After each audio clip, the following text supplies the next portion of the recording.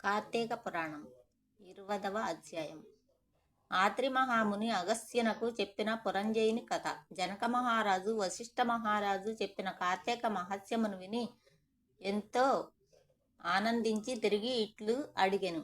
మునిపుంగవ, సర్వపాపములను నశింపచేయునదియు సౌభాగ్యప్రదమైనదియు నగు కార్తీక మహత్యమును ఇంకను వినగోరుచున్నాను.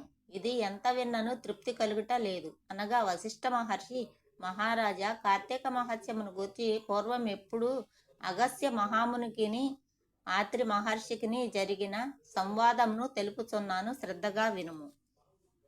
ఆత్రి మహాముని అగస్త్యునితో, మునిపుంగవ, లోకోపకారార్థము కార్తీక మహత్యమును తెలుపు హరికథ ఒకటి చెప్పెదను వినుము. వేదముతో సమానమైన శాస్త్రమును, ఆరోగ్యముతో సమానమైన ఉత్సాహమును, కార్తీకంతో సమానమైన మాసములు లేవు. హరితో సమానమైన దేవుడు లేడు. కలియుగమునందు విష్ణుభక్తి వలన వివేకము, ఐశ్వర్యము, కీర్తి, ఆయువు, జ్ఞానము, సర్వత్ర విజయమును కలుగును.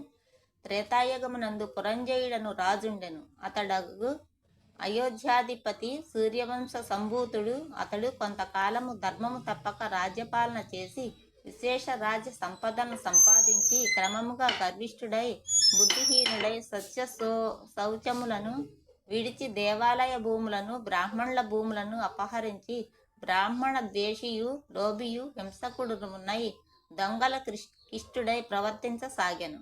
పురంజయుడు ఈ విధముగా ప్రవర్తించుతున్న సమయమున అతడు సామంతులకు కాంబోజ కురురాజాదులు చతురంగ బలములతో వచ్చి అయోధ్యను ముట్టడించిరి. పురంజయుడు ఆ వార్త విని వెంటనే తన సైన్యంతో పట్టణము నుండి బయటకు వచ్చెను. అట్లు వచ్చి శత్రు సైన్యములో ప్రవేశించి భైరీతూర్య నినాదములను, శంఖ గోముఖ నాదములను, చాప టంకార ధ్వనులను ఉరుముల చప్పుడు వలె నొక్కసారిగా గొప్ప ధ్వని గావించెను.